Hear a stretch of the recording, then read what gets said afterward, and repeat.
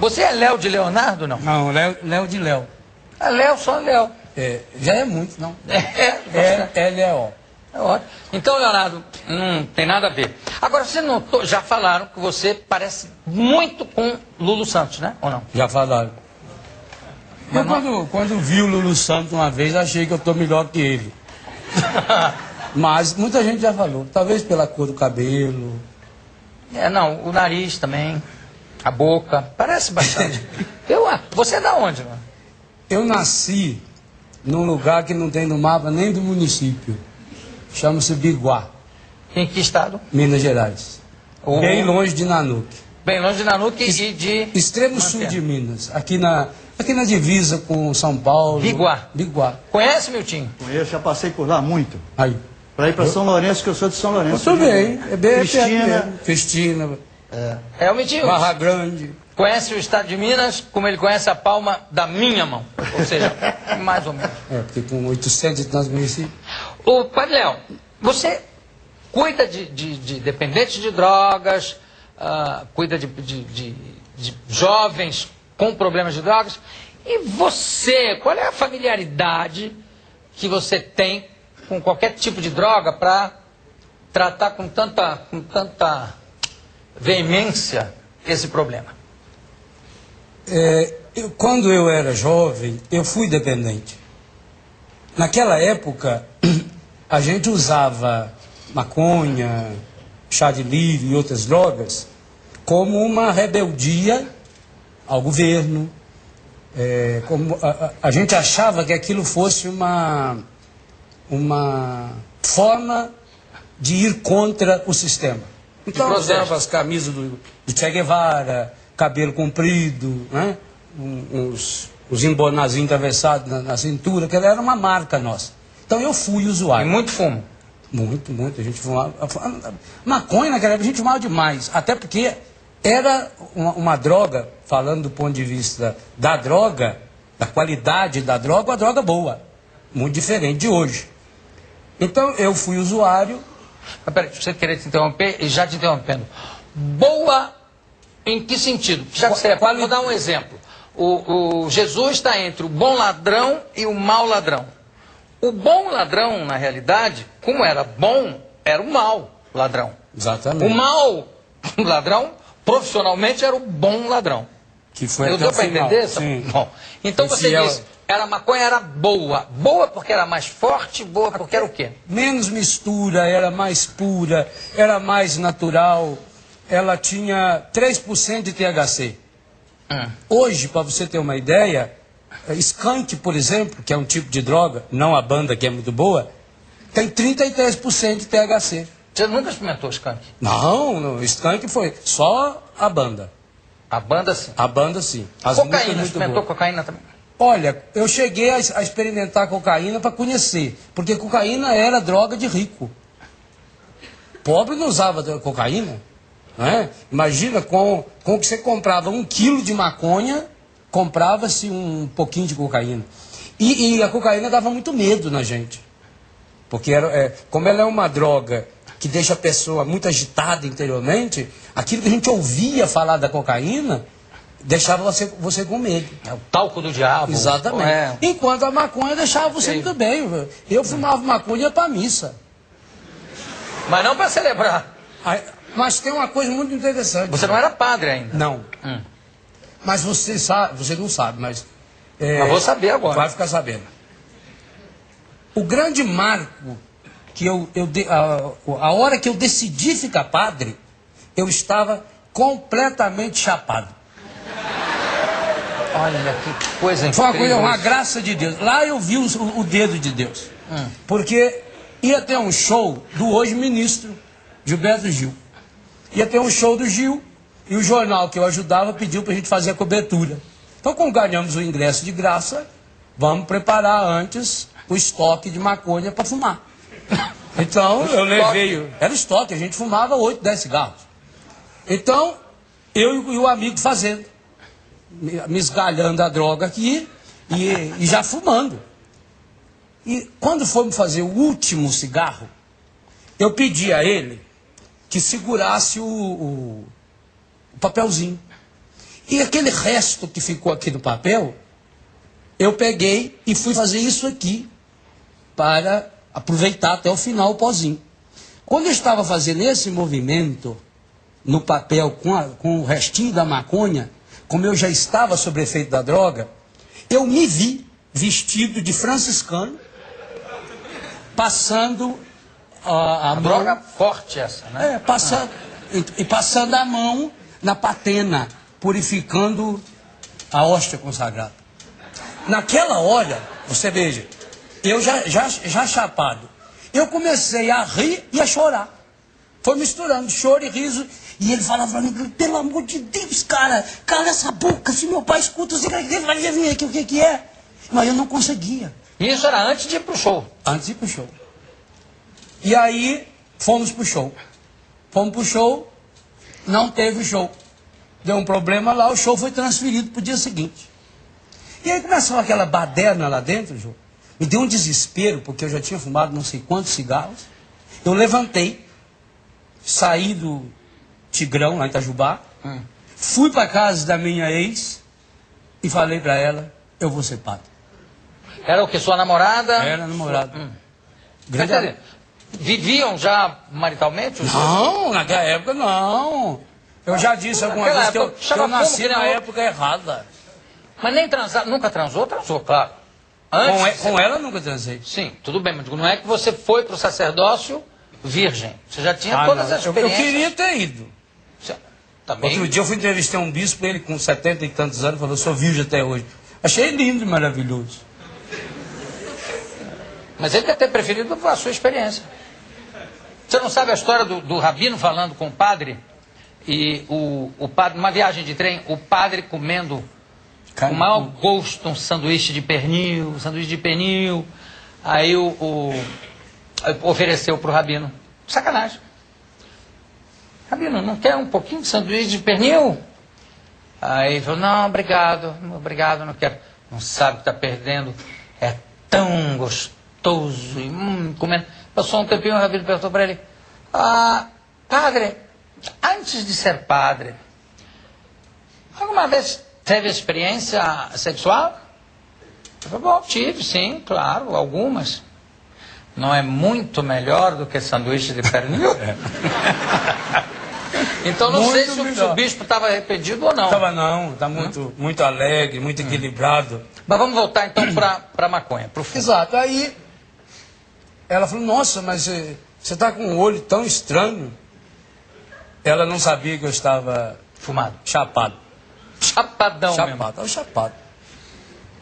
E veja, João, foi aquela decisão, a única hora que eu me lembro até hoje, de que de fato, a partir dali, em nenhum segundo mais da minha vida, eu voltei atrás.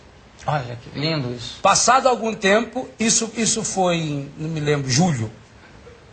Passado algum tempo, eu sofri um acidente na mão e encostei da fábrica, eu trabalhava numa fábrica de armas. Mudei pouco. Para mineiro não mudei nada. Né? E aí? Para mineiro eu saí da fábrica de armas e fui trabalhar com as armas, salvar as armas. Né? Das armas para as armas. Para as armas.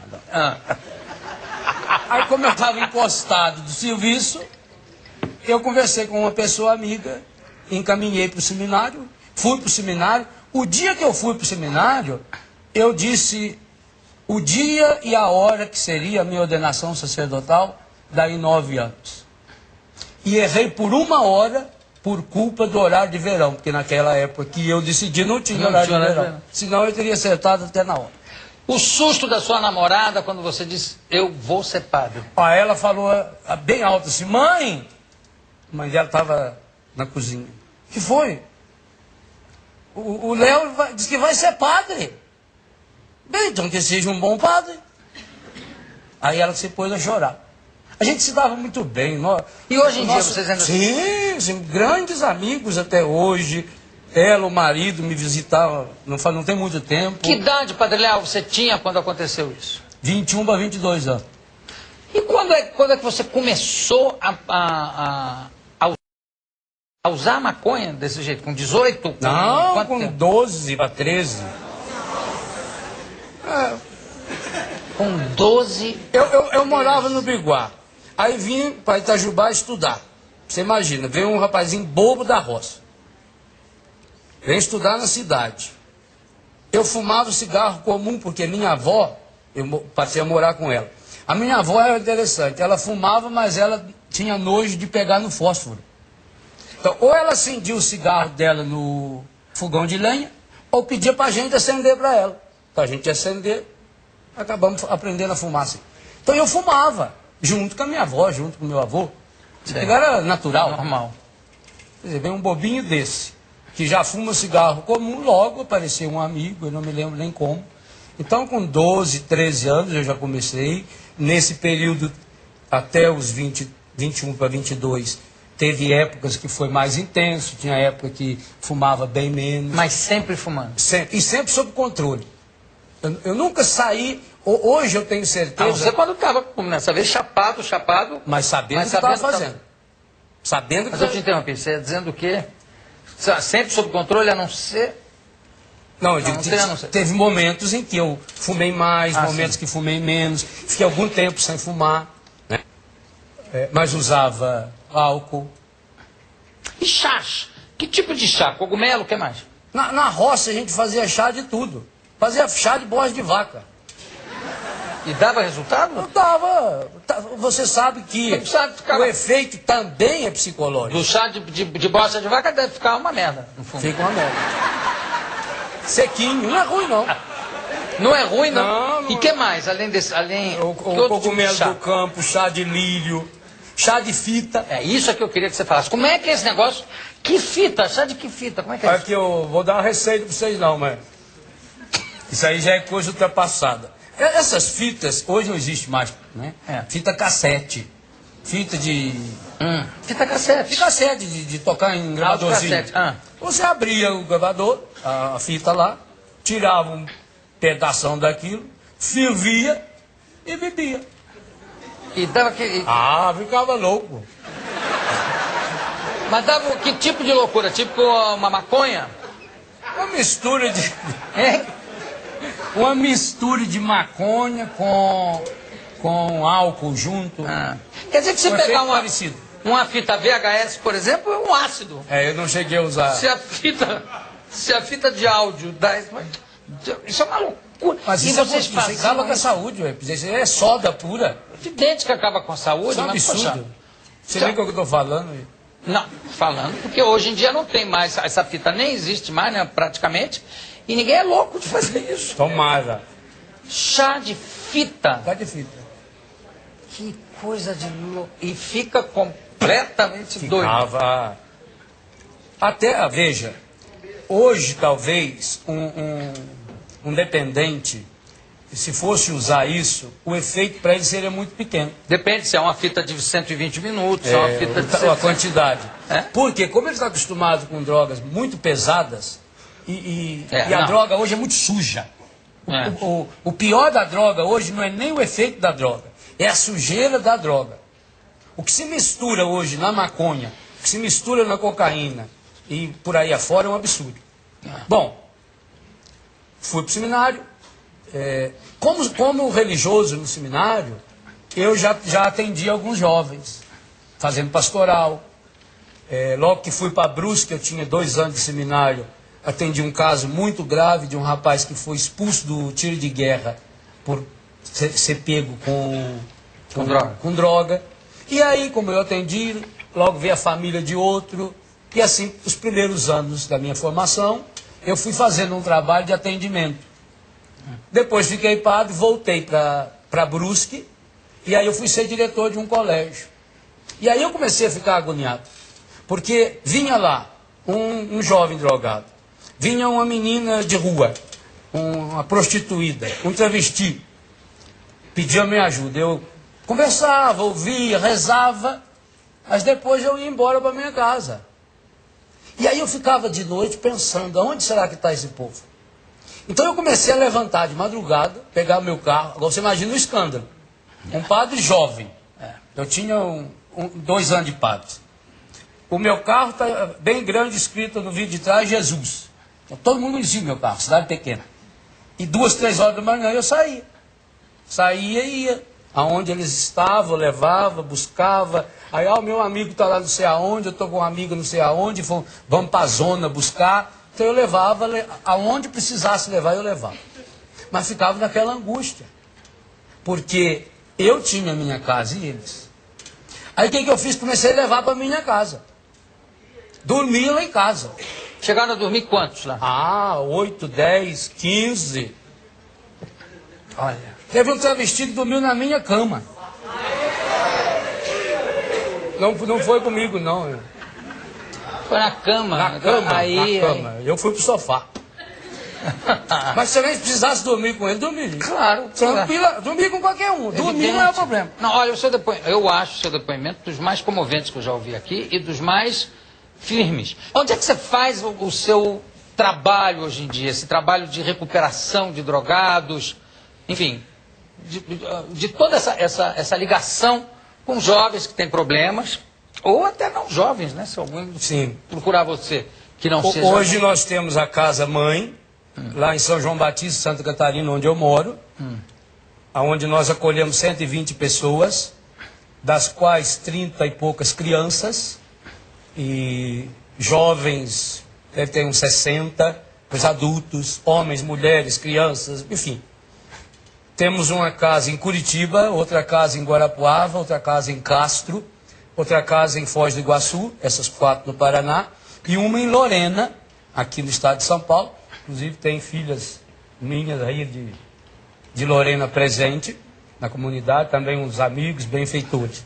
Então a nossa sede é... 10 pessoas, a Tereza, aos 30, com quem eu fui casado, trouxe 10. Essa é a minha grande... 10. Aliás, muito obrigado a você é benfeitor de Betânia, hein? Eu sou benfeitor? Sim, senhor. É? Porque ela é uma das grandes benfeitoras de Betânia. Fico feliz. Sim, eu também agradeço muito. Padre Léo, o problema do humor na Bíblia, que parece que você gosta de usar esse senso de humor nos seus sermões, etc. Eu acho também que tem muito humor em várias passagens e em certas, o que eu chamo de rubrica da Bíblia, né? Sim. Que indica que há um senso de humor. Primeiro, no Velho Testamento, o humor judaico, estava aqui o Juca Chaves, grande representante disso, mas também no Novo Testamento. Acho Sem que dúvida. Né? Eu queria que você desse um exemplo. A Bíblia é um livro de humor. O senso de humor de Deus me impressiona. Porque, por exemplo, quando ele vai escolher um casal para ser pai do seu povo, ele escolhe Abraão e Sara, que tinham 90 anos e ela já era estéril quando nova. Por que Deus não escolheu um casal de jovens que iria, inclusive, cumprir a ordem dele até sem ele mandar? Não é? Por exemplo, quando Deus chama o maior de todos os seus profetas, o homem que ia ensinar a sua lei para o povo, ele chama Moisés, que era gago. Eu não sabia que Moisés Sim, era. senhor. Era? A Bíblia diz 3 vezes que Moisés era gago. Isso não é erro de tradução, não. Não, 3 vezes. Não pode ser. Não botaram ele com chifre? É igual o cara que foi condenado por matar a sogra.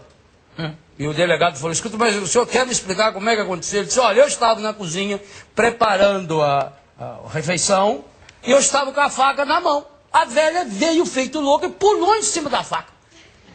As 7 vezes? Então, será que ia acontecer esse erro também na Bíblia? 3 vezes? Não, mas o negócio do chifre, que na realidade é erro de tradução, era halos, né? Que ele desceu. Sim. Né?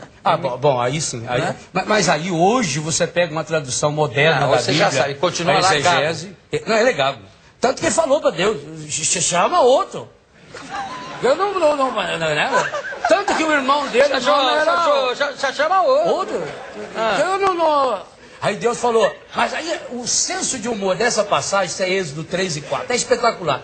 Porque aí Deus fala para ele assim, Moisés, quem foi que fez o mundo falar? Quem foi que fez os cegos enxergar? O Senhor, Então, o seu irmão fala por você. E ele continuou gago. Tanto que o nome do irmão aparece Araão, por causa da gagueira dele. Araão.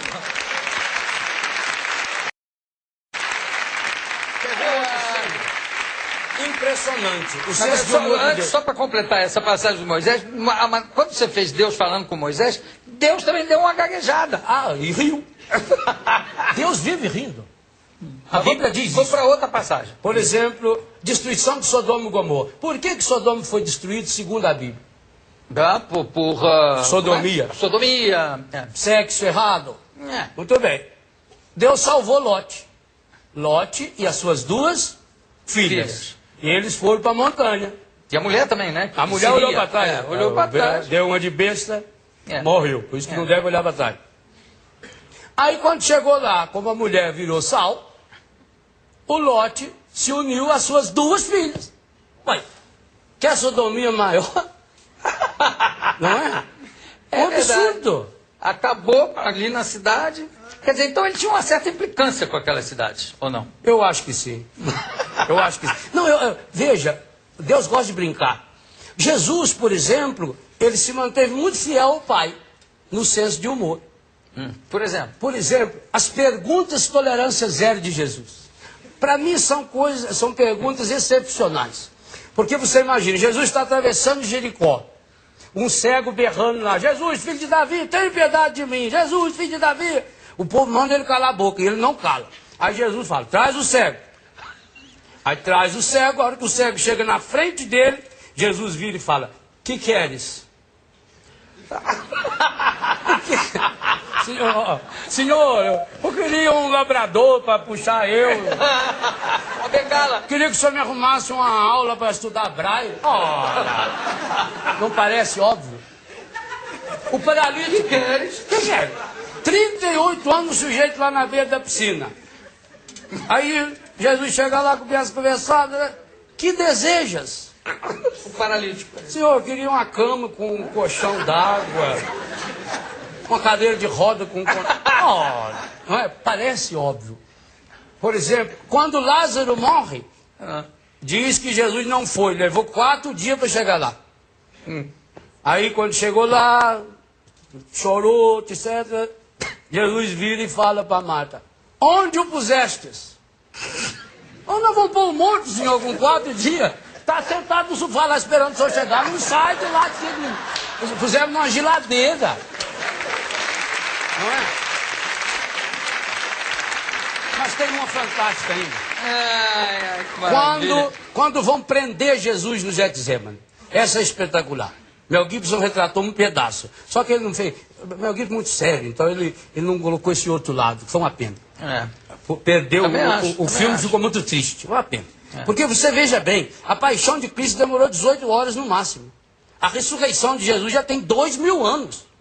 E nós vamos ficar presos só nas 18 horas? Isso aí é uma indelicadeza com o Evangelho. Você. Concordo. O Evangelho é muito mais humor e alegria.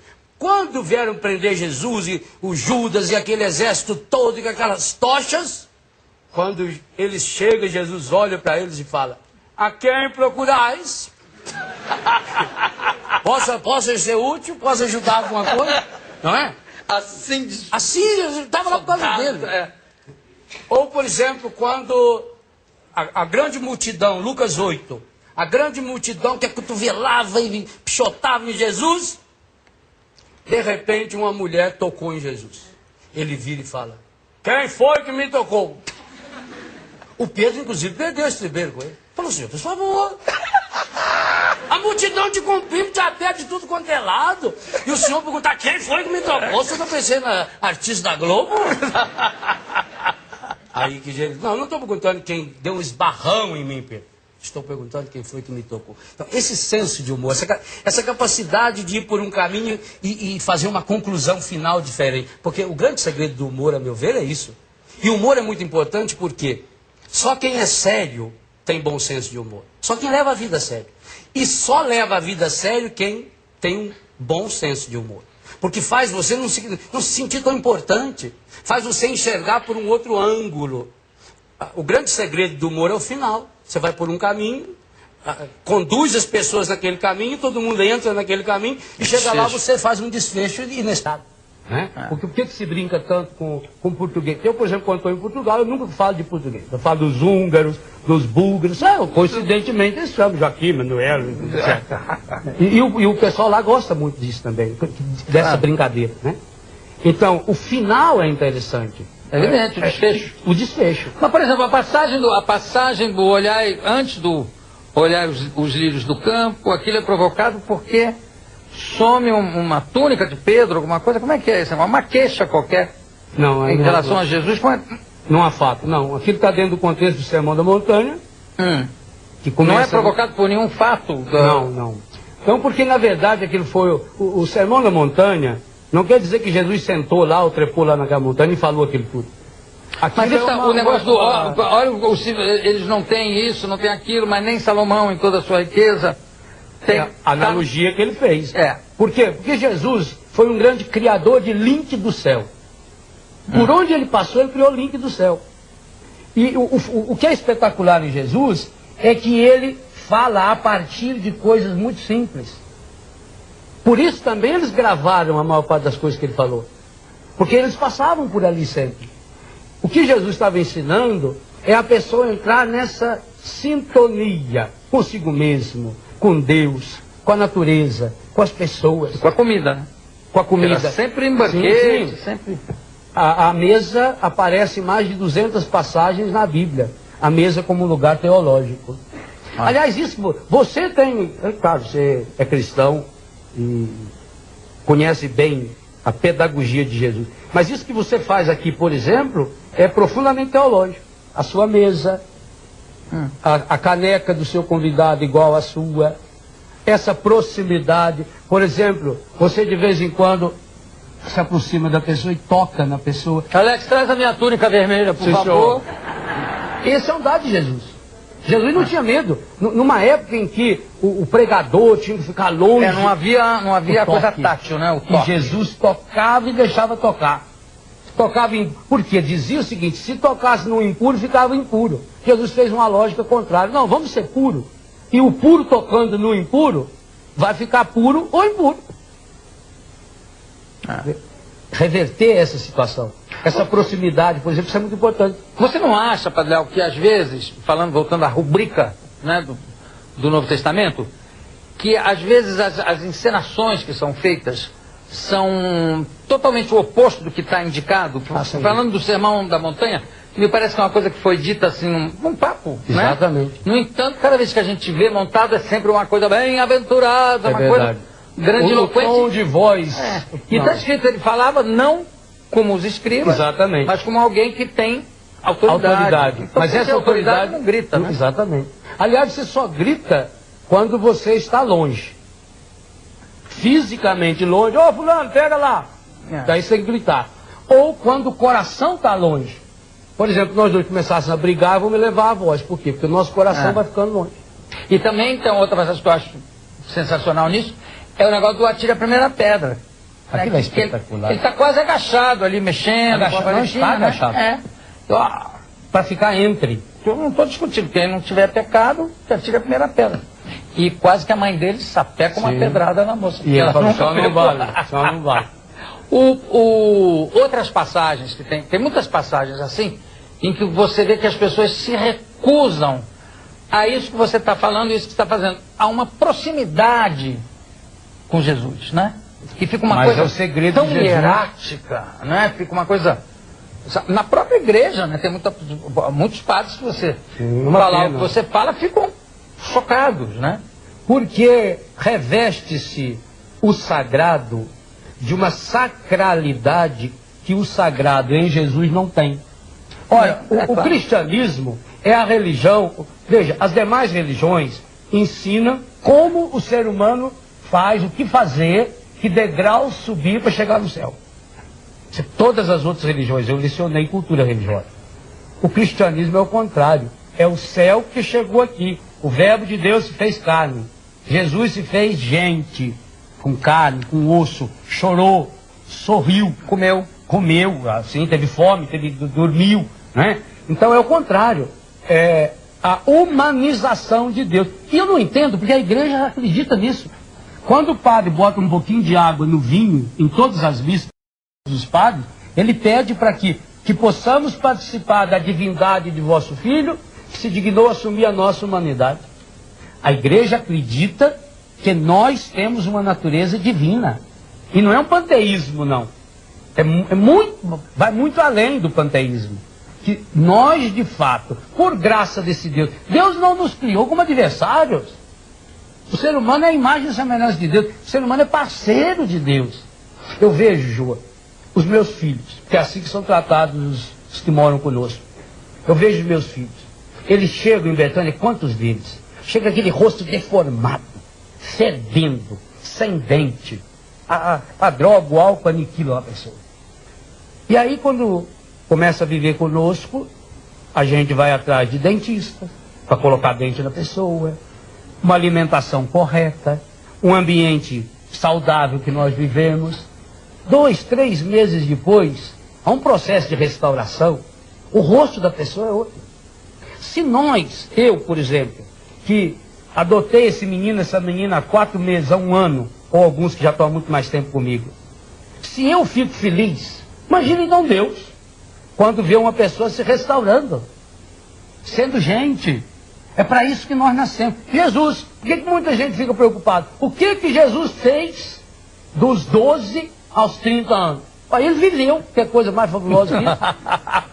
Saboreou. Aliás, eu tenho um livro, eu trouxe aí para você alguns dos meus livros. Um deles é saborear a vida. Traz aqui, Alex. Ensinar. O Padre Léo trouxe. Ok. Olha só. Edição... Ser Loyola. Loyola. Edições Loyola. Corações Curados. Aqui... O que quer dizer SCJ? Sagrado Coração de Jesus. Ok. A cura do ressentimento. Ótimo. Esse livro é baseado numa historinha. Qual deles? Esse aqui? Esse aí. Aliás, todos eles têm uma opção de história. Mas esse é uma história que o sujeito que achou a lâmpada do gênio lá, e o gênio mandou ele fazer um pedido, mas ele tinha que... O que ele pedisse para ele, o gênio teria que dar em dobro ao pior inimigo. E aí ele pede para furar um olho dele. Então eu ensino que o que fez, a história é longa. Não, fura, que aí fura 2 dele. Eu conheço uma versão da sogra.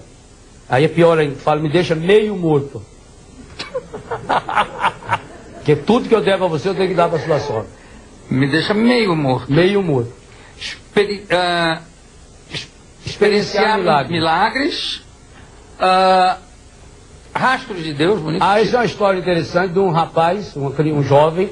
Isso aí eu comecei a escrever, eu estava completamente chapado. Esse aqui? Esse aí, eu comecei a escrever com 14 anos esse livro.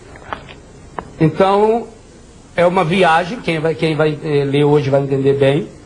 É uma viagem imaginária de um jovem dentro de um disco voador. Naquela época era o sucesso, era o disco voador, né? E dentro do disco voador ele encontra com Jesus Cristo. E aí eles têm todo o diálogo, a conversa dele. Quando ele volta do disco, então ele decide ir embora e fazer uma experiência nova. Famílias Restauradas. Graças a Deus foi lançado pela Edições Canção Nova. Foi lançado na sexta-feira, na segunda-feira estava na 3ª edição. Parabéns. Graças a Deus. E aqui o que eu estava falando, saborear a vida. Isso é um livro que eu escrevi no avião. Como sou obrigado a viajar muito, então eu fui aproveitando. E aí, todos os meus livros, eu vou fazendo citações bíblicas. Como eu escrevi no avião, para não perder tempo, na hora eu não queria olhar na Bíblia. Eu fui deixando sem citação. Depois eu percebi que não devia colocar citação nenhuma. Eu deveria reescrever aquelas passagens para ser uma obra que qualquer pessoa pudesse ler. E não só alguém que tivesse acesso à Bíblia, etc. E graças a Deus já está na 5ª, 6ª edição. Padre Léo, sua bênção. Deus abençoe muito você, João. Muito obrigado. Parabéns. E parece que tem um presente. Você trouxe o que é que tem aí? Olha, deixa eu ver. Foi isso é a Betânia de Lorena. Cadê? Com a Tereza. Fizeram especialmente para você. Deve ser especialmente, tô vendo pelo tamanho. Maravilha. Você, como é grande também por fora. Obrigado.